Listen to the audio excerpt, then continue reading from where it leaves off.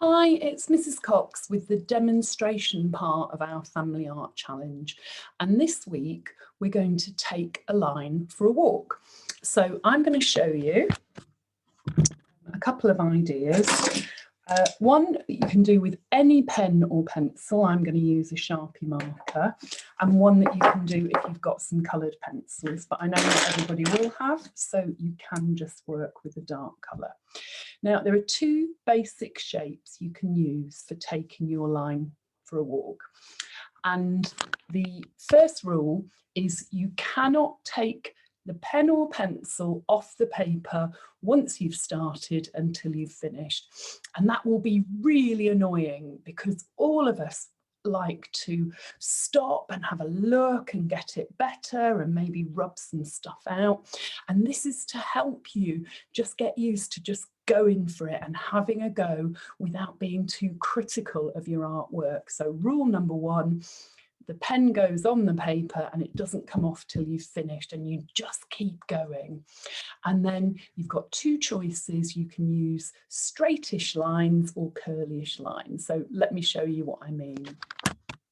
Okay, so with curly lines, what I'm going to do is just take my line for a walk. Oh, it's going over there, it's going over there, it's coming back and back. And each time I go over a line, I create a new shape. So my original shapes are quite curly, but as I go over the line, I'm creating some kind of cut shapes. So that's my line gone for a walk. And now I can look at it and I can either add shading just with the pen I started with, or I can add colour. So I'm going to make this one black and white. So I could start by colouring in some of the ones that are still whole round shapes black.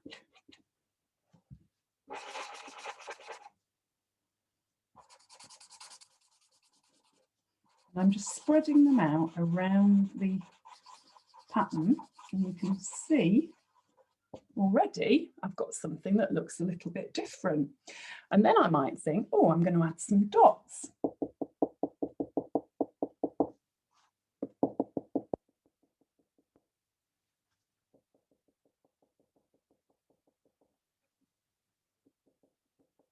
And I can think about whether I want to add my dots to big shapes or small shapes.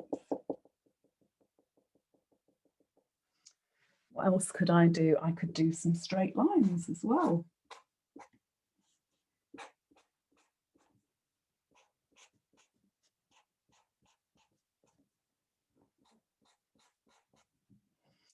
I could do some curly lines.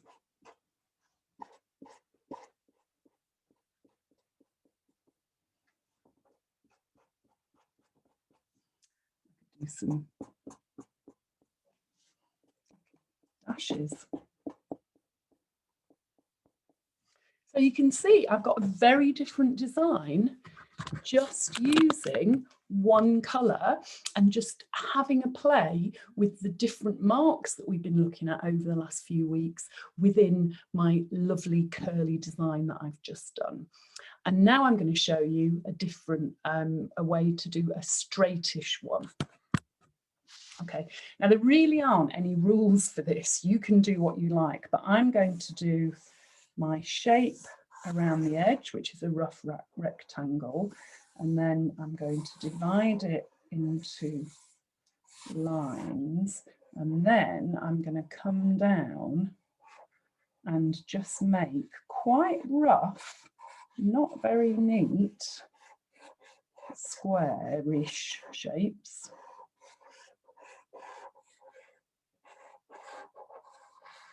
And we see there, I'm not lining them up. So I've got a bit that's not lined up, and then I just have to decide, right, well, that's okay.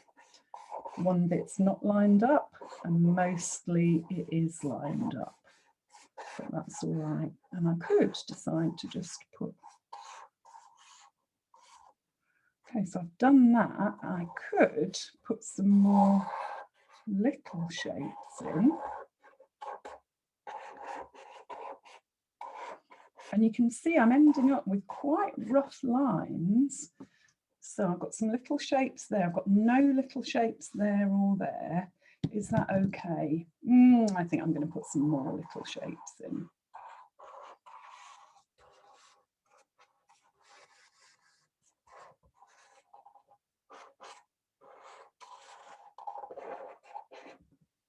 I've taken the pen off, I've got to stop. So you can see I've got something that's roughly a quadrilateral. It's a little bit bendy and it's got some square shapes, and now I can start to colour. So I could do that exactly like I've done here with the black and white, but I'm going to use my coloured pencils and I'm going to try and do a seascape, which we saw one of those from Paul Klee in the other video. So if you remember, he used a lot of yellow at the bottom, a lot of blue at the top, and then he added brighter colours that were supposed to be the flowers. So let's have a go and see what we can do. So I'm going to start with my yellow. I'm doing this quite quickly because I don't want you to have to watch for ages. You might do it a bit more neatly than this, but I'm just colouring in, getting some blocks of one yellow colour into the bottom half. And then I've got some orange, so I'm going to do some light orange as well.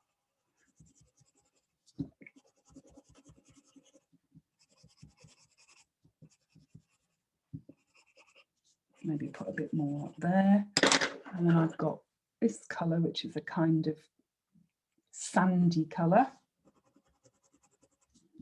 almost like a pale, maybe a pale apricot or a dark flesh colour. And I'll put some of those in.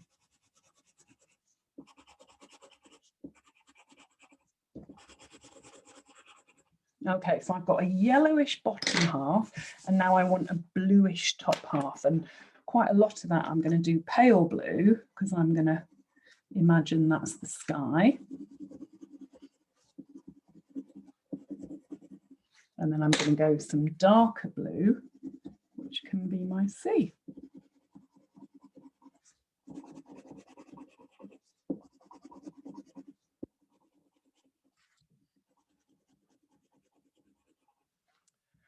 And I think Paul Klee had a bit of darker blue down here and a bit of yellow up here. I don't think it wasn't a straight line. I think it kind of blended in a bit. And I can look, I've got a different blue. That looks very much like the other blue, actually.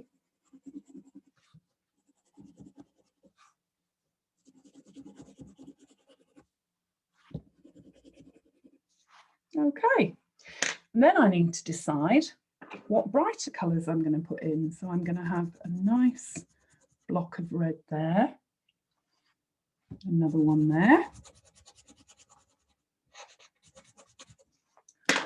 Put some green here. And there, put some of that up there. Back at it. I might do some orange and just press really hard to get a brighter orange.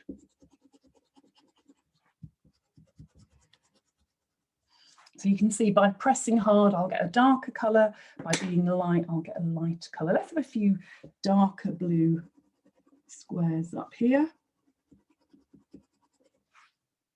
Maybe that big one there. Oh, what can I use for the rest? Maybe a big red one here.